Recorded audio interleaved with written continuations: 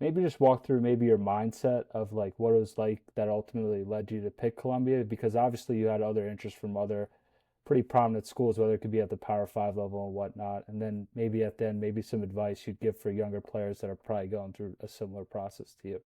Yeah, great question, Steve. Like I was telling you guys earlier, my first recruitment offer was from Yale my freshman year, and then I had went to transfer to NMH, and that kind of put me on like a broader scale of just getting seen by a whole lot of coaches. Like I remember my first open run at NMH.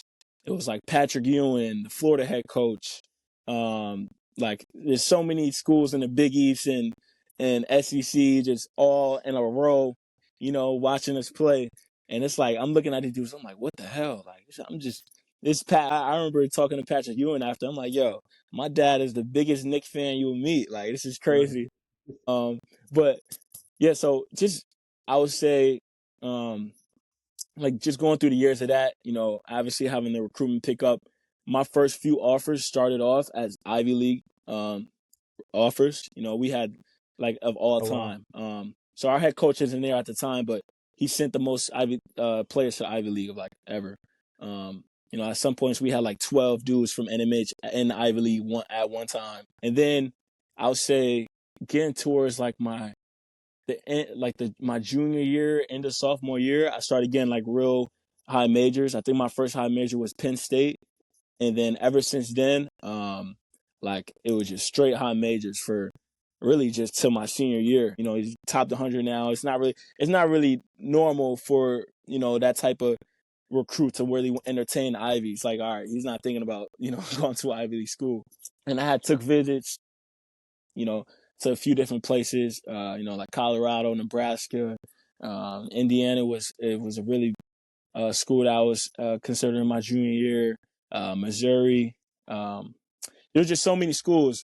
But the thing is, like, I was in school during the COVID area, so like my junior year, so many schools weren't able to actually come and see me play, and I wasn't able to visit them. And in that time, there's so many coaching changes. So like I'm having like a top 5 or top 3 list of schools that I really wanted to commit to at the time, and then they end up getting resigning or getting fired. Going different schools, picking up other jobs. So it was a lot of that. The coaching carousel was really crazy. So like I said, it was so many highs and lows where it's like, yo, you think you're rocking with a school, and a couple of weeks later, the coach is not even there. Um, so it's most definitely a headache with all the recruitment. But yeah, I like going into my senior year. Not too many people know because I didn't even post about it. But I committed to Kansas State for like a few weeks. Um, Wow, yeah, breaking yeah, yeah. news here.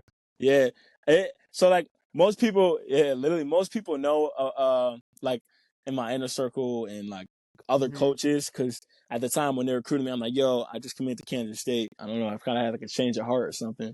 Um, and then I'm like, damn, I can't go there no more. So Exactly. that ended up happening, and they didn't hire Jerome Tang for like another couple months, and I wasn't gonna wait that waiting game. And there's a couple other schools that were previously recruiting me heavy at the time, but like once you pass up on a school, they recruit the next man. So like Yeah. it was so many spots where it's like I could have had that, but they ended up getting another person to fill in the position. And then yeah, some schools came on late, but I was really heavy on like the trust factor and playing time, and how I was going to be valued in the system. All I really wanted to do when I got to college was play right away, and be in a good environment to do so. So I ended up committing to Columbia. My teammate, who's still with me now, we're both seniors.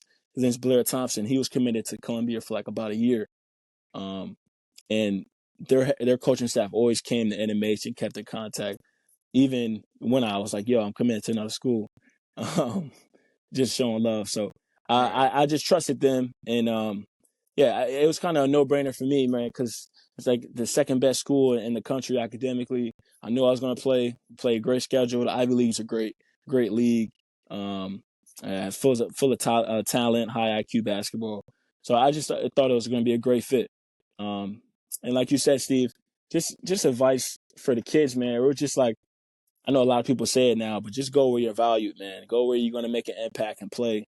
And truthfully, I don't know how much of an impact I would have made if I went to Kansas State as a freshman. You know what I mean? Like them having like Marquise Noel and a whole bunch of other guards they bring in. It's like I don't know how much I'm gonna play, behind those dudes as a freshman.